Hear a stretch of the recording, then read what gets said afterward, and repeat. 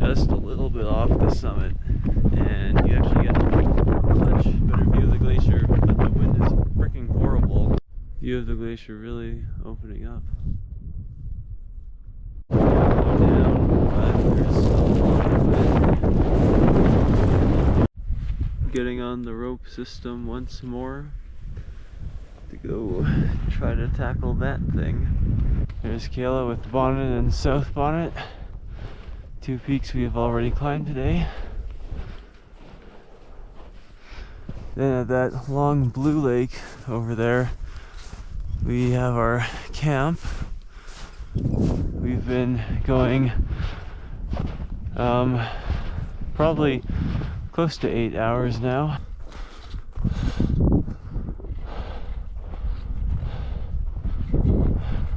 Whoa, that's cool.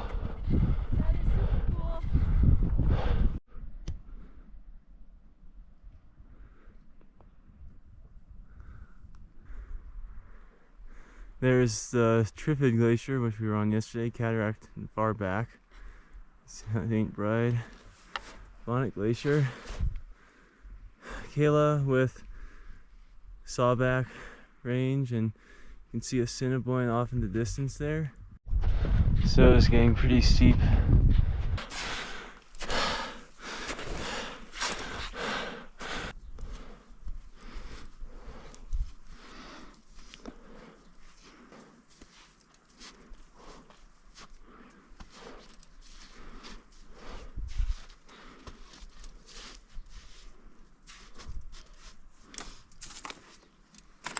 Nice. Whew. We have the tough job of scrambling up this stuff. Gosh, this is some major bullshit. It's not great. Okay, I'm just gonna hang out here for a bit. Okay. This is gonna be really fucked up coming down.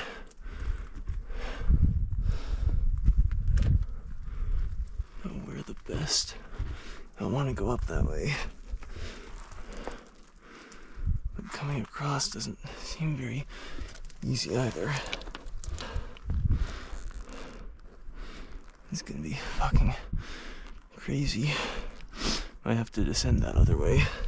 The views are good though. Unnamed peak. You can see it over there.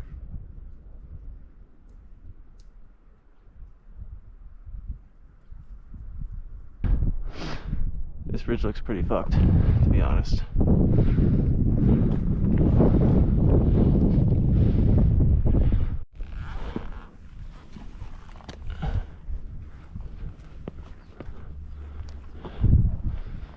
Okay.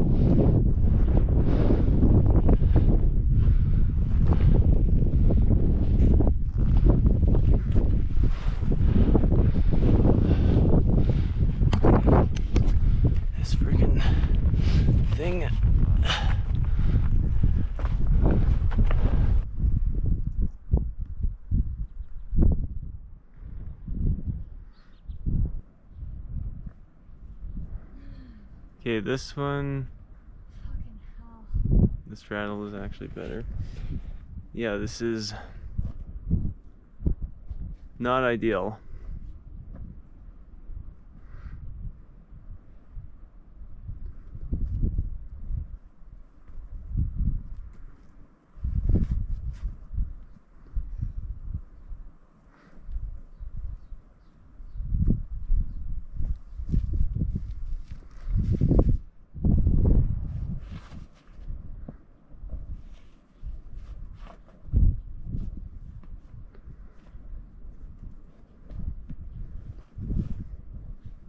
Good job.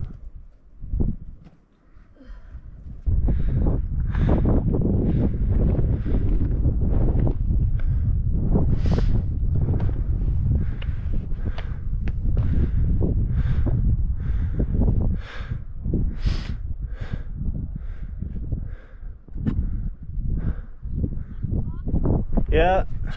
We were happy to be on the top of Hickson, though slightly concerned about how we would descend the mountain. Hickson had likely not been ascended in 15 years, so we were interested to check out the summit register. The register detailed its placement by Rick Collier, as well as the first ascent.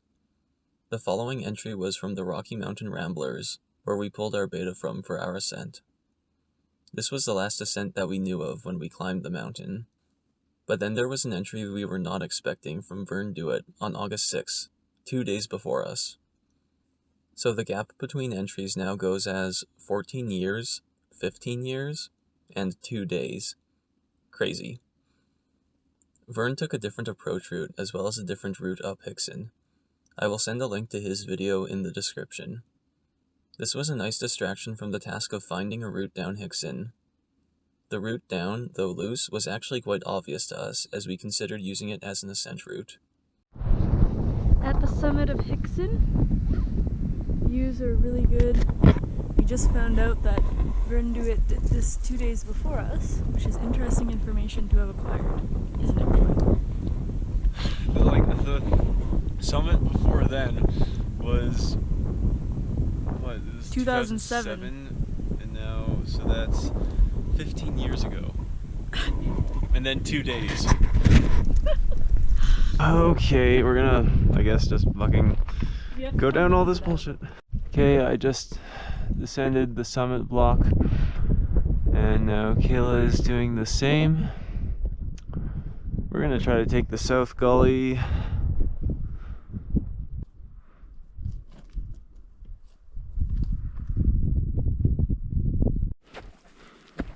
Crossing snow. Pretty steep. We're not having crampons or ice axes.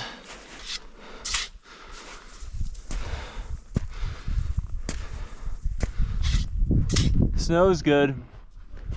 Kayla's descending steep snow. Then we have to cross this ramp. Well, we're at the gully, and it, so far, looks better. I don't know what the fuck the Ramblers were doing. Kayla's way over there. Gully is far less steep. Arguably more loose though. Okay, maybe unarguably. This is straight up fucked.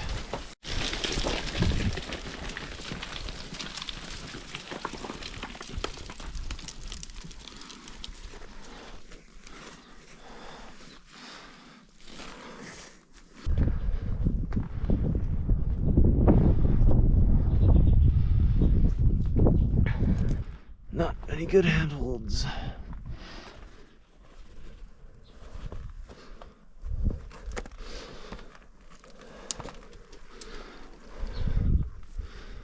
But on the bright side, there aren't many good footholds either.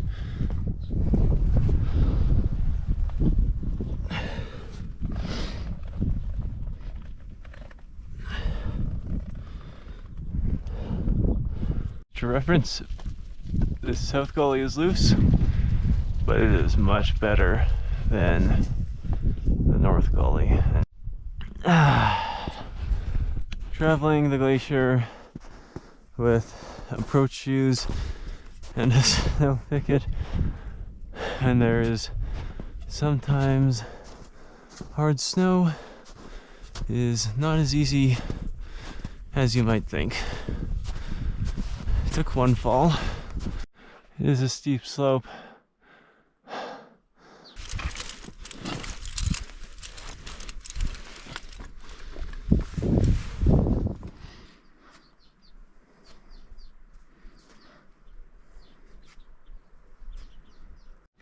We're back to safety. And the views look so good now. I mean, they were good before, but Even better you now. can appreciate them when you're not gonna die.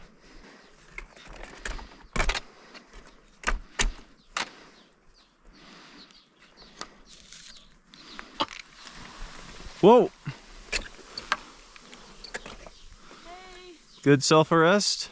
thank you. I actually felt better about this one this time. And here we go. That is still cool. Looks like we're gonna have to get lower because we're running into some rock.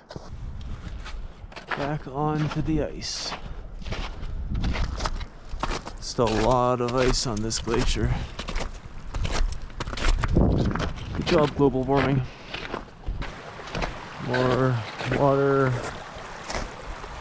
Nice large stream of water there. Hopefully we get a sweet view of that iceberg as we pass it. It's just about 5 p.m.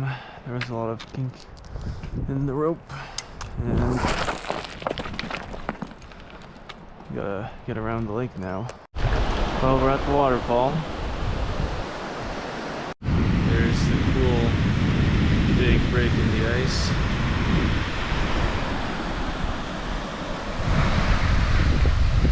It's actually doing not bad.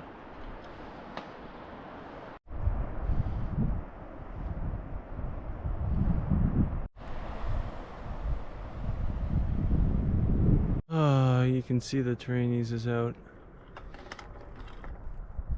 You gained a lot of elevation. I don't know why, but this fucking valley is horrible for wind. Our tent is set up in like the worst possible place. 5:54 p.m. Been going 13 hours 22 minutes. And we are just about to get back to the camp. Looks like the fridge may have melted a little bit. After a grueling day 3, we were ready to get started on another grueling day 4, with plans to get back over the Triffid and, if time permitted, ascend Douglas. Time unfortunately did not permit this, and we were left starting on a really long hike out, which we would not complete in one day. Day 4, August 9th, 2022, year 3 of the COVID, year 1 of the monkeypox. Kayla and I are packing up camp, and we're getting the first hints of alpenglow. About 6:30 a.m. Really nice alpenglow. And we're about to get going.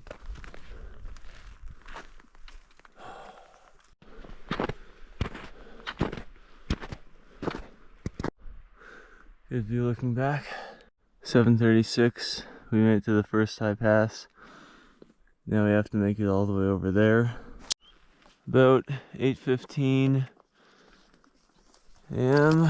and we are about to recross the Triffid Glacier.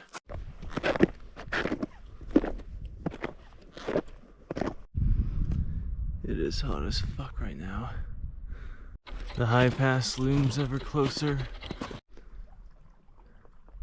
Triffid, and you can see the Bonnet Glacier now too. Oh, we hit some really nasty slush. It's about 9:30 a.m. and we've made it to the high pass. Here's the Triffid. Here goes Kayla. Still have quite a bit to descend. Tent stuff. It'll just be like water and food basically. Here's that smaller tarn. And Kayla. We have maybe 3/4 of a kilometer to that tarn at the end of this valley. Well, here's the tarn that marks the end of the Hanging Valley.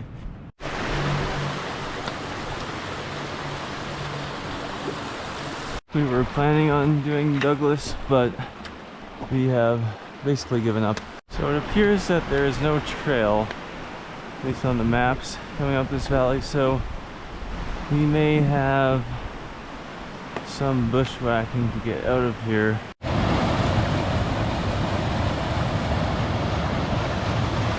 Took a quick snack break. It's about 1:15 or 1:20, and it looks like I found a trail.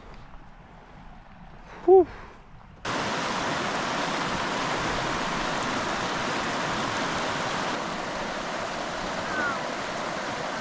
is not easy without the blocks.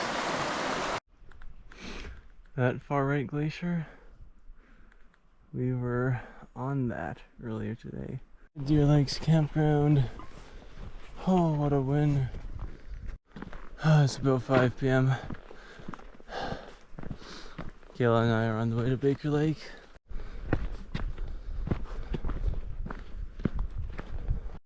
We took a nice break at the Baker Lake campground, but it's time to get going again.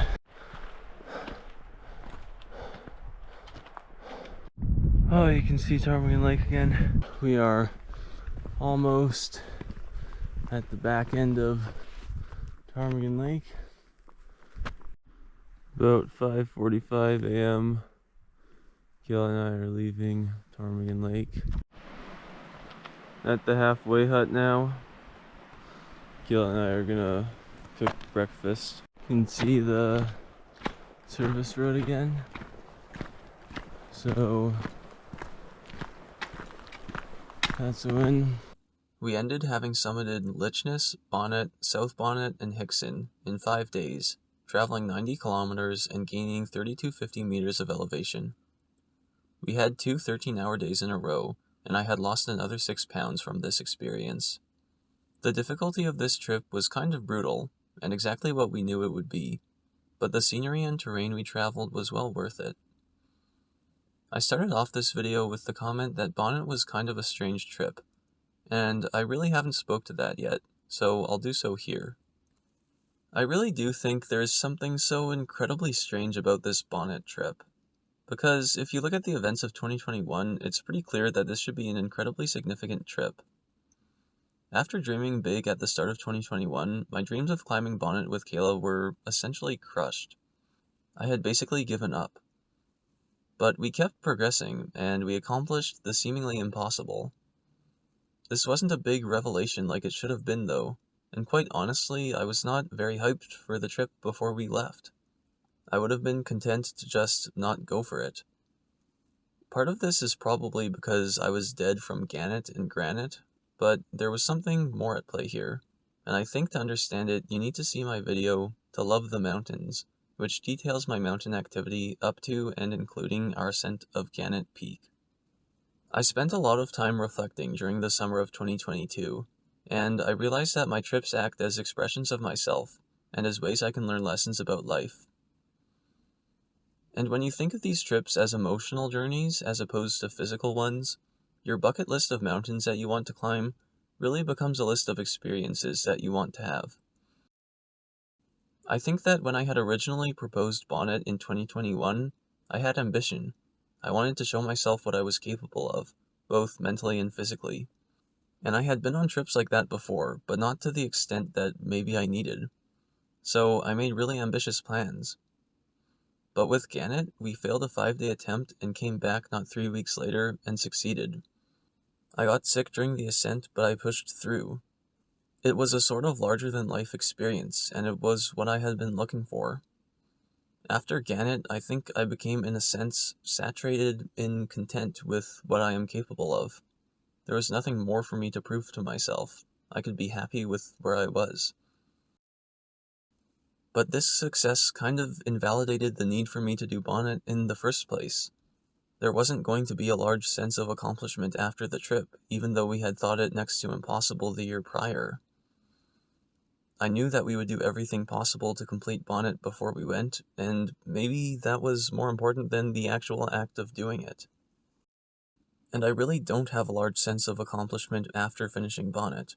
It was, at least to me, an objectively cool thing to do, but I don't really have a sense of pride associated with it, or at least not to the extent of some of my other trips.